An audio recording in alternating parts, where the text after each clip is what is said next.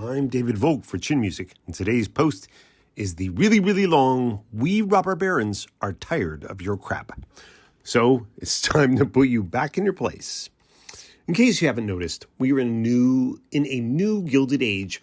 Only the new robber barons aren't the ones that control the old industries like transportation and oil. No, we new robber barons control the means of communication like social media and the internet. And to be painfully honest, we're getting tired of your uppity selves and the way you want and want and want. After years of your being exploited and made to work for endless hours in sweatshops under the old guard, we've given many of you ingrates air-conditioned offices filled with food, all the soda you can drink, and all the foosball you can play in exchange for your working endless hours whenever we require you to. But that's not enough for you people. Then you tell us you want this thing called work-life balance, where we can't just have you work at all hours and call you at a moment's notice to deal with the smallest of issues. No, instead, you want things like family time and predictable scheduling so you can take care of your kids and actually attend their games and performances. And then you complain that we harass some of you because of your religion, nationality, or the color of your skin. So you want a harassment-free workplace, even though we really own you. I mean, we pay your salary, don't we? We don't do it out of the generosity of our hearts. We do expect something in return, after all. And then you tell us you want workplace equity and social consciousness and environmental sustainability, which is hard for us to say, and recognition of thousands of other stupid little causes. Well, enough of that shit. The first robber barons made their money by owning everything in a particular field or industry like railroads or lumber or umbrage. People took a lot more umbrage in those days. And they owned the politicians, but they didn't count on the courts stepping in again and again until farmers had their choice of modes of transportation and people could get their gasoline from off-brand gas stations and their phone service from companies we'd never heard of before like Sprint, MCI, Comcast, and Verizon. Verizon? What the hell is a Verizon anyway?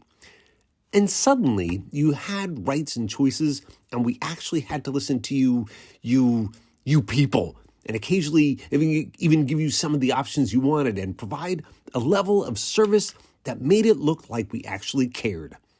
Unless you were foolish enough to sign up with a local cable television company, then all bets were off. Somehow we managed to keep that industry unregulated just for our amusement. And so we could prove to ourselves that some customers would still put up with any level of abuse and neglect we could dish out. Hell, we still have some rural customers who haven't left their homes since the 1980s out of fear that they'll miss the arrival of a cable technician who is scheduled to arrive sometime between 9 a.m. and 3 p.m., read never, on February 29th. And you know what? They're right. We've had the same guy sitting in a van just down the street from select houses since February 25th, 1985, waiting for the occupants to go grocery shopping, take their kids to kindergarten, or attend their graduations just so they can leave a "Sorry we missed you" sticker on the front door. Yes, it's a hefty investment, but we've been funding the effort with the money we've saved from getting tax incentives for bringing our services to rural areas. No. Where was I before I was distracted by one of my favorite subjects? Oh, our other favorite subject, ownership.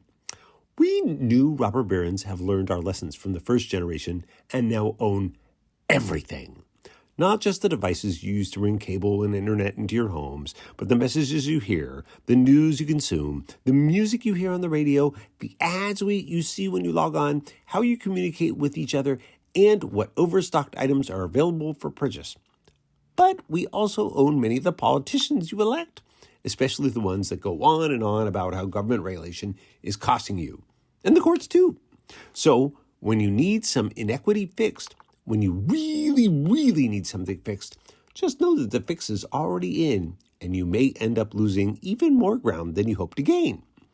We've managed to pull all this off because we aren't as obese or wear the same funny hats as our predecessors.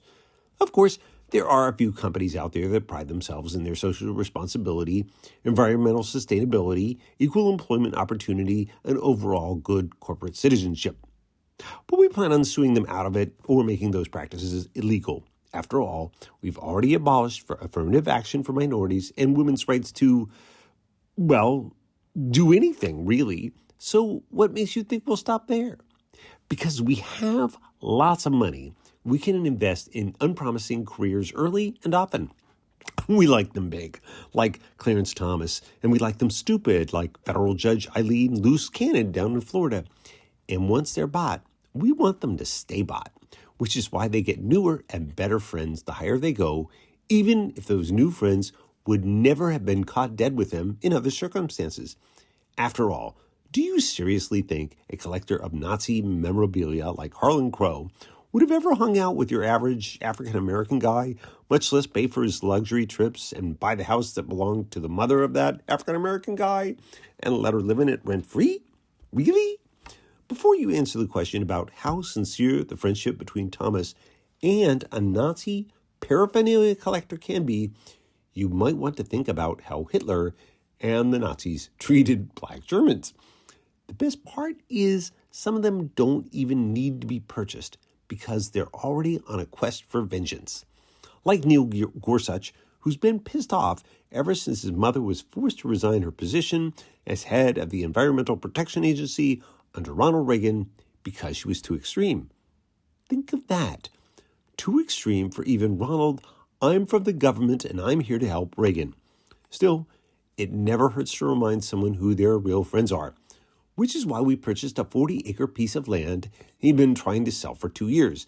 It's just a coincidence that we bought it 9 days after our friend Brett Kavanaugh took his seat on the Supreme Court. Brett Kavanaugh was an affirmative action hire. None of us really liked the beer-swelling, alleged, sexual abusing, overweight white guy, but we felt it was important for regular, put-upon, privileged white men who have been suffering under the yoke of majority white male rule for far too long to see that even they might be able to earn a spot on the Supreme Court. Like Thomas and Alito, he's a useful idiot. He just happens to be a useful idiot with incriminating photos and the only copy of Trump's P-tape, which could bring all of them down and allow President Biden to restock the court with those people. If ever the Supreme Court decided to create the position of Supreme Chief of all the useful idiots like Alito and Amy, Comey, Grin and Barrett, Kavanaugh would be it. We've also maintained power by buying up newspapers and other media outlets, cutting their staffs and reducing their resources, so it's hard for citizens to find the truth. And then we run commercials about critical race theory, gender reassignment, illegal immigrant convoys, and roving packs of homosexuals dispensing COVID vaccines designed to scare you into voting against your best interests. Yes, we know these stories are false, but it really doesn't matter because money is free speech. You don't have to believe us. The Supreme Court said so in its Citizens United decision. Yes, that Supreme Court, you know, the one that we bought. As I said before, we robber barons are tired of all your carping and complaining about this injustice, that bit of corruption, and that malfeasance just over the horizon. And we're ready to consolidate power. The only question is, what are you going to do about it? You could say you're going to vote and that just might work. But remember, nobody elected us in the first place. It's a nice democracy you got here. It would be a shame if something were to happen to it. I've been David Volk for Chin Music.